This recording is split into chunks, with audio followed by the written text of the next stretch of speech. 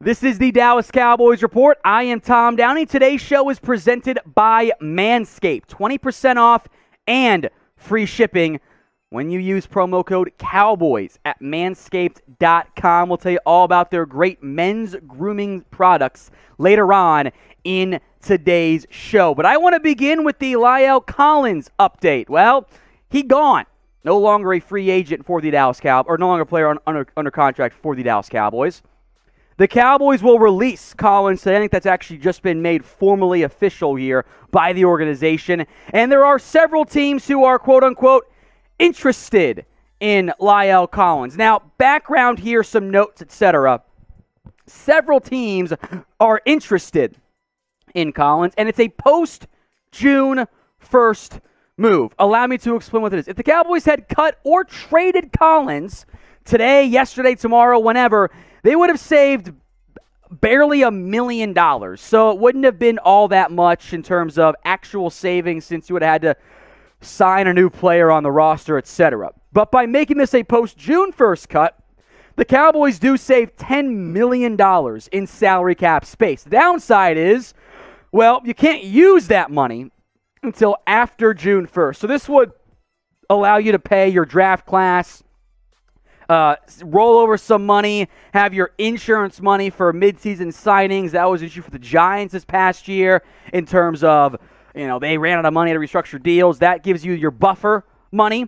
So you have 40-ish million in cap space right now.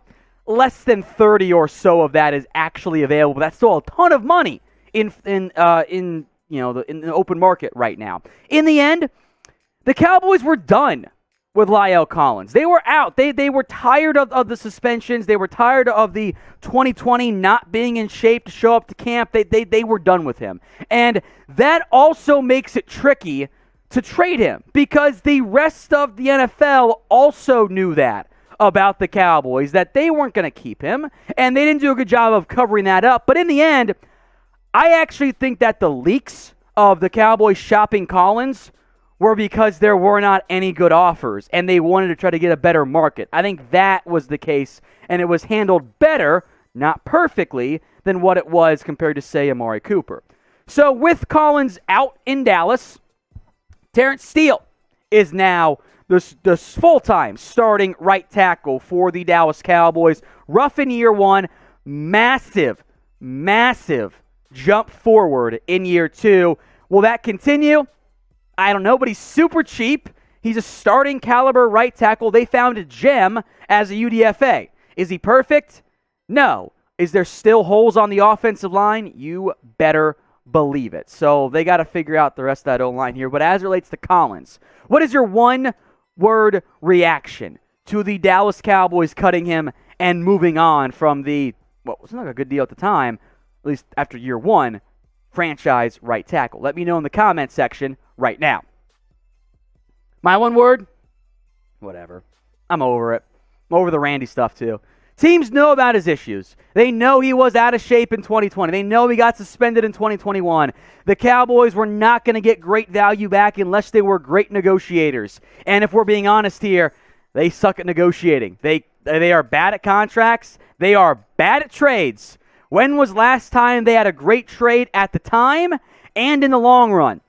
It's been a while from that perspective, which makes it pretty tough to get good value. So, disappointing is what it is.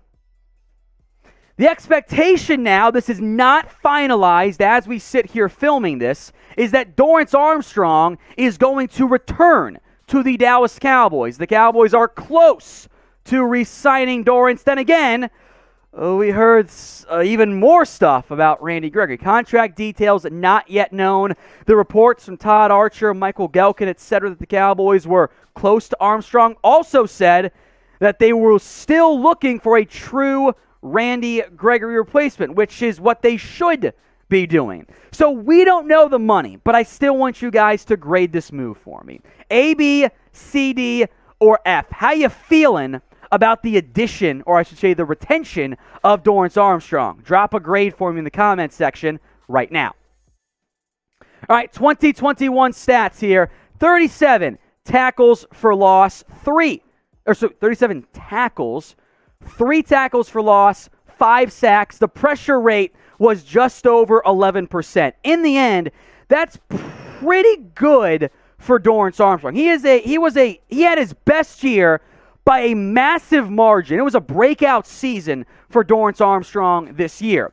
But he's still not an elite player. And overall, he hasn't been productive. Now, he's young. Don't get me wrong on that front. But Armstrong's had 3 tackles for loss this year, 5 sacks. That was equal to his tackle for loss numbers, double his career sack production. Now, remember, folks, Armstrong, he does turn 25 in June. So he is still a young football player. I would also argue that at this stage in his NFL career, Dorance Armstrong is more of an edge 3 or an edge 4. He's not a guy that I really want starting. Now, I would be happily surprised if he takes another jump forward. There are those in the Cowboys org that are very high on Dorance Armstrong, and I'm fine to bring him back at the right cost. Here's my concern. Under contract at edge right now, and clearly the Cowboys want more than just Micah Parsons as your second starting edge. They want somebody else that can utilize Parsons as that high-end flex piece, as the linebacker edge freak athlete. There's not much else at the defensive end position here. There's DeMarcus Lawrence and Micah Parsons and a bunch of other edge 3/4s in Terrell Basham and Chauncey Golston.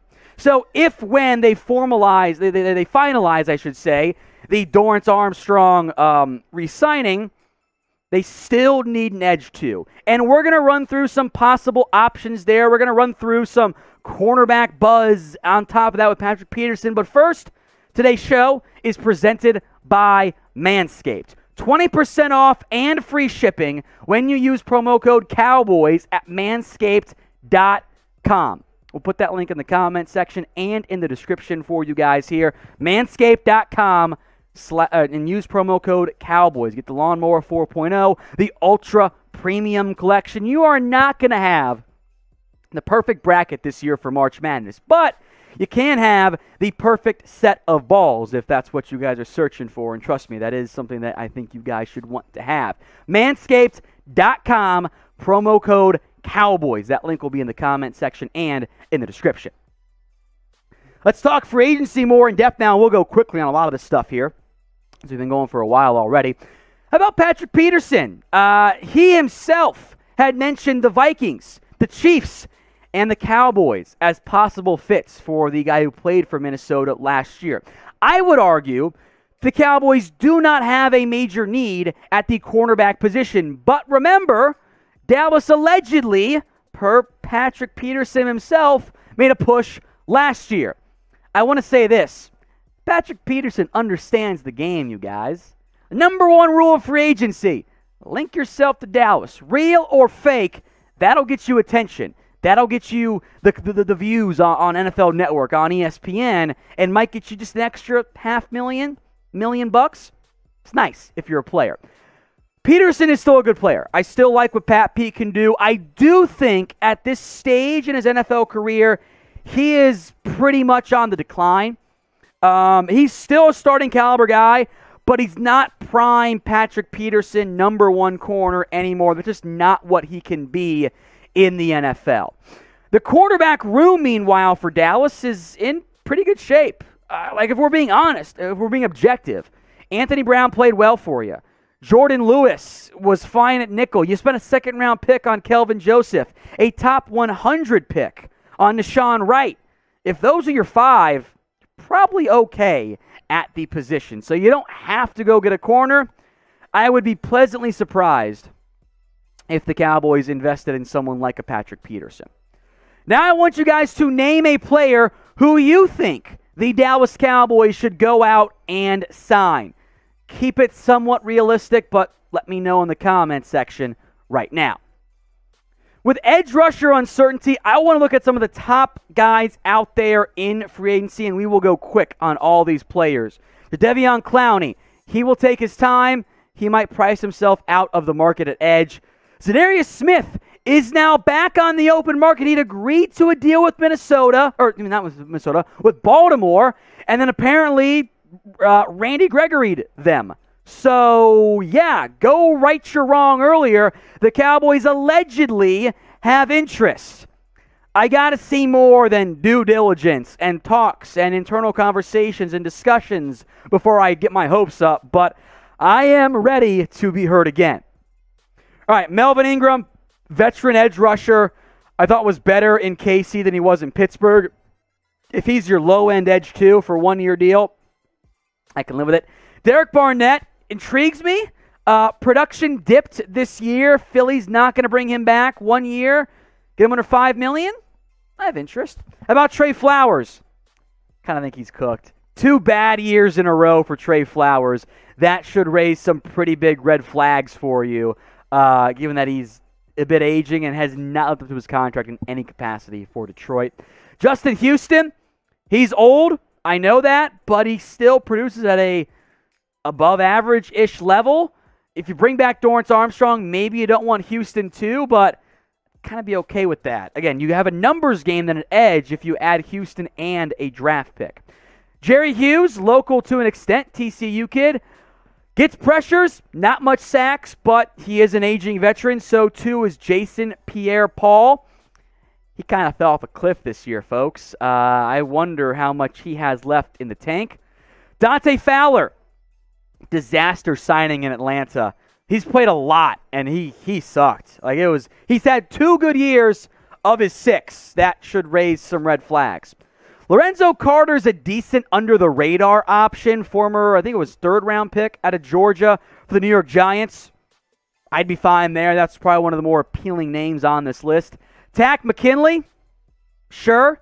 He's not with expectations either. Dallas liked him a lot coming out of UCLA. He was going to be their pick over Taco Charlton, and they got sniped by Atlanta. So I think Dan Quinn, whether it's positive or negative, would have influence on that signing.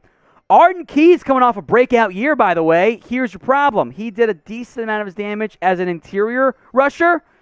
I don't know how much room there is for that type of guy, but if you can get him on the cheap, I'm all for it. And your dark horse name, Malik Reed, was tendered by the Denver Broncos. He is under contract, but what if you made him a 3-year, $30 million offer? Denver might not accept it, and that might intrigue you in the end. You, as an RFA, original round tender, you would not owe the Denver Broncos anything. Go poach the edge that after they poached one from you. If you want the best Cowboys offseason coverage, hit that big red button and subscribe at youtube.com/CowboysTV. If you're watching on YouTube, we got you guys covered. If you're watching on Rumble, well, we've also got you guys covered, I promise you. All right, 2 more stories I want to get to rapid fire here. Danielle Hunter, I would love it. Maybe don't get your hopes up in the end for Hunter. He has an $18.5 million roster bonus due on Monday. That should be a fairly big red flag for the Cowboys. I would do it.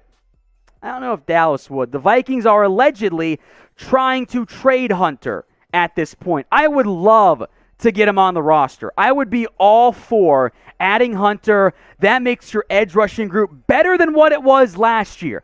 Hunter, when healthy, has been a top 5 edge rusher in the NFL. 14.5 sacks, 2018, 2019. Neck injury this year. In 7 games this year, 2021, 6 sacks.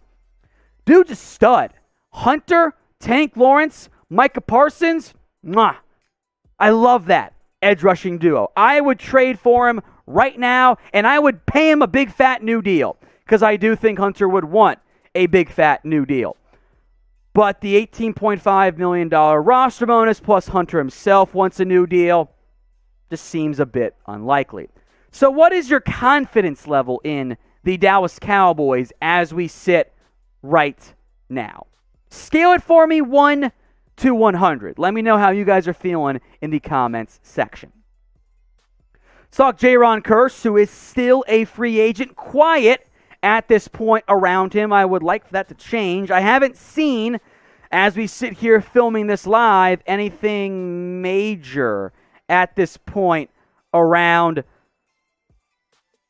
Jaron Kearse, which is kind of disappointing, but I want to bring him back. Kearse stunned me in a good way with how well he played. He and Dan Quinn, that pairing worked. Now, I think Kearse is shopping himself. His value might be lower than what he thinks it should be because it's been a one-year deal. He's never proved himself beyond one season, so I get all of that. I understand it. Got to keep that in mind.